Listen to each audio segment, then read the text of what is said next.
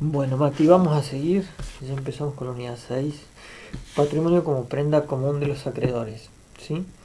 Aquí tenés que tener en cuenta que Código Civil no trabajaba con un artículo. Hoy sí se trabaja con un artículo específico. En realidad vas a trabajar con dos artículos, el 242 y el 743. El concepto tiene que ver con un conjunto de bienes, una universalidad jurídica. ¿Sí? Acordate bien eso. Tiene que ver con derechos que son individuales y derechos colectivos. Muchos autores habían hablado siempre de que bienes se decía que se materializaban en cosas. No es correcto. Muchos autores te van a trabajar que en realidad son bienes, que son derechos en realidad.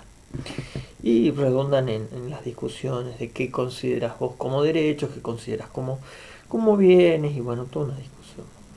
Lo importante que tenés que tener en cuenta es que son derechos, ¿sí? Y ahí entramos en todo, digamos, la nueva acepción de los derechos, ¿sí? Que vas a tener derechos que son todos aquellos que tienen valor, ya sea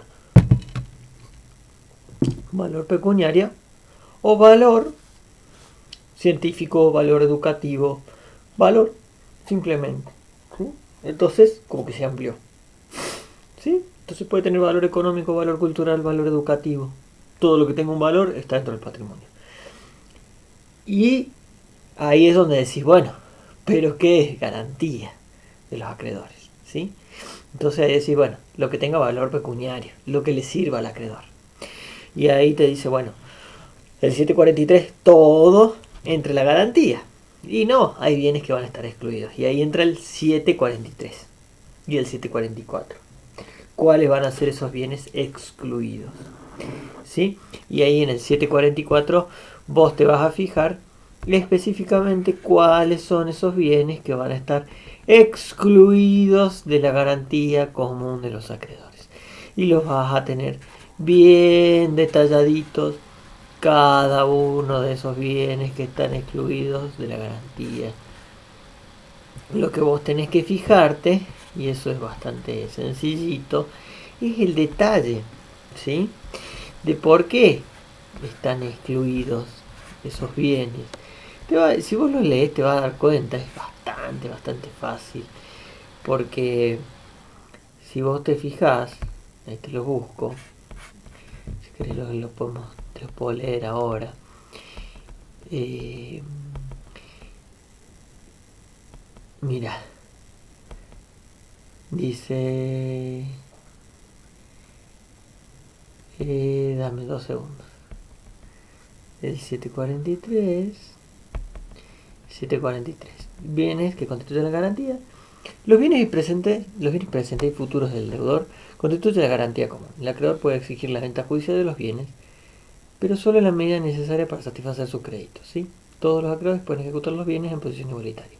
Los bienes excluidos, y te dice la ropa, los muebles, los instrumentos necesarios para el ejercicio profesional, los sepulcros, los bienes afectados a cualquier religión, las indemnizaciones que correspondan al deudor por daño moral y daño material derivados de las lesiones de integridad física, las indemnizaciones por alimento y los bienes declarados inembargables. Y ahí vos tenés más o menos los intereses que protegen determinados bienes, como la vivienda única. Entonces, de la porción de todos los bienes, hay una parte que vos no vas a poder embargar como acreedor, ¿sí? Entonces vos tenés ahí bienes excluidos. ¿Cuáles son las excepciones? Dentro de lo que es la garantía de la universalidad de bienes, hay teorías, que por ahí no está en el programa eso. Para que vos sepas, los distintos, digamos, los distintos derechos asimilan al patrimonio como si fuera, digamos, las distintas teorías, tenés el patrimonio como si fuera una universalidad, y eso viene del derecho romano. El derecho anglosajón y el derecho germánico asimilaba que tenías la posibilidad de tener distintos patrimonios, ¿sí? Los patrimonios de afectación se llaman esas teorías. Nosotros tenemos la universalidad, tenemos un solo patrimonio como atributo. Hay una excepción que se llama el fideicomiso, contrato de fideicomiso, y viene del derecho germánico. Esa sería la única, digamos, como excepción a la universalidad del patrimonio como universalidad, ¿sí? Bueno, después tenés los derechos del deudor y el acreedor. Tenés distintos tipos de acreedores. Tenemos nosotros los que son los de acreedores privilegiados y los de acreedores quirografarios. Los acreedores privilegiados son aquellos que tienen siempre el derecho a ser pagados antes, siempre van a estar instituidos y surgen por la ley. Son aquellos que gozan de la posibilidad de ser pagados antes, y los quirografarios son los comunes, los que van a ser pagados después, ¿sí? ¿Cuáles son en realidad los bienes excluidos? Serían aquellos bienes que quedan fuera de esta regla, ¿sí? La ley los ha establecido como inembargables por ciertas razones superiores. Esas razones tienen que ver con el orden público.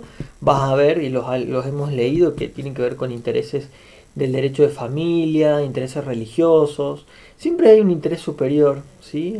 Ahí entra en juego el orden público y las leyes especiales, como, bueno, la vivienda única. ¿Qué es esto? El beneficio de competencia que te habla ahí tu programa en el punto B. ¿Qué es? Dice que es un beneficio que se le concede a algunos deudores por situaciones especiales para que puedan pagar la deuda cuando puedan. Dice que es para que puedan vivir, ¿sí? Dejan que pueda vivir y cuando mejore la fortuna lo puedan pagar. Eso está en el 892 de tu Código Civil y Comercial. Dice hasta que puedan mejorar la fortuna, y ahí van a pagar. En el 893 dice que quiénes se van a incluir. Dice que se va a dar en favor de alguna persona para que se le pueda dejar lo indispensable para la vida, y cuando mejore la fortuna van a pagar. Entonces el acreedor le debe, por ejemplo, al ascendiente o al descendiente cuando ha fallecido la persona, al cónyuge o al conviviente o al descendiente, ¿sí? ¿Qué es lo que hace? Se reduce la prestación y para que buenamente puedan pagar. Pero no extingue la deuda, ¿no? Entonces al momento de que puedan pagar o mejoren la fortuna, pagan. Es como una mejora de fortuna, ¿sí? ¿Qué es esto de la atenuación de la indemnización por equidad? Eso lo tenés en el 1742 y en el 1750. Ahora te lo busco en el Código Civil y Comercial. Lo vamos a ver desde ahí, ¿sí? 1742. Otra fuente de las obligaciones. Te vas hasta ahí en tu código. Ya te lo busco. Lo vamos a leer primero. De ahí del código. Vamos 7 minutos, así que vamos bien. Bueno, 1742. Atenuación de las responsabilidades. El juez, al fijar la indemnización, puede atenuar, si es equitativo, en función del patrimonio del deudor, la situación personal de la víctima y las circunstancias de hecho. Esta facultad no es aplicable en caso de dolo del responsable. ¿Qué es lo que pasa acá? Acá nosotros tenemos la aplicación del factor de equidad. Vos acordate siempre que ven la justicia distributiva y la justicia conmutativa, que son reglas generales del derecho. Acá el juez lo que va a hacer en realidad es determinar si los patrimonios o las situaciones personales ameritan que él intervenga para poder establecer si, en caso de las situaciones, él puede establecer si las indemnizaciones o los patrimonios son equitativos, ¿sí? Y puede atenuar de alguna manera la distribución de las cargas en cuanto a la indemnización. Sí, es como que en 1742 el juez puede distribuir más o menos y establecer con un criterio de justicia cómo va a pagar. Sí, eso se refiere en 1742. Lo que pasa es que vos tenés que tener en cuenta que en la responsabilidad, esto es una materia muy de responsabilidad que yo creo que se ha colado acá. Vos tenés que tener en cuenta que nosotros tenemos, si bien, lo que es responsabilidad plena, ¿sí? La aplicación de la responsabilidad plena, de indemnización plena en realidad, que es lo de Vélez Sarsfield. Pero esa responsabilidad plena o indemnización plena está siempre atada a los módulos de reparación, que tiene que ver con las consecuencias inmediata, mediata, causal y remota. Si vos te basas en los cuadritos que había, que eso lo tenés en los libros de elementos de la responsabilidad civil, o en los elementos de de cómo se llama este autor, Santos y Fuentes, que hay un cuadrito muy interesante, yo te lo puedo pasar si no lo tenés. Y él te dice, che, sí, la reparación es plena, pero tenés que estar a los módulos. No se repara todo, se repara las consecuencias. Y ahí tenés las consecuencias inmediatas, mediatas y remotas, y las casuales. Las casuales nunca se reparan, las remotas menos. Entonces vos te quedás en las consecuencias inmediatas. Y ahí tenés que ver qué factor de atribución le das. Entonces por dolo vos vas a reparar más consecuencias. ¿Por qué? Porque la conducta ha sido más reprochable, ¿sí? Que por culpa o por factor objetivo de atribución. ¿Por qué? Porque cuando vos tuviste la intención de dañar es más reprochable lo que has hecho. Entonces ahí más vas a reparar. Por eso el dolo no le permite al juez atenuar la responsabilidad. Por eso ahí, tenés ahí ese límite, ¿sí? Entonces cuando es por culpa o factor objetivo sí le permite, ¿sí? Y el 1750 habla del daño involuntario. ¿Por qué responde por equidad con el daño involuntario? Porque sí dañó el tipo, ¿sí? Pero también permite al juez que lo pueda atenuar a la responsabilidad por un factor de equidad y justicia, ¿sí? Por eso te habla en 1750 de que aunque el tipo no respondería en todo caso porque no ha tenido discernimiento, sí lo va a hacer cuando sea sí va a responder por razones de equidad, por razones de justicia, ¿sí? Bueno, son 12 minutos. Vamos a cortar acá, si te puedo subir la clase, Mati, ¿sí? Ya en un ratito ya reengancho, ¿sí? Ya te lo mando.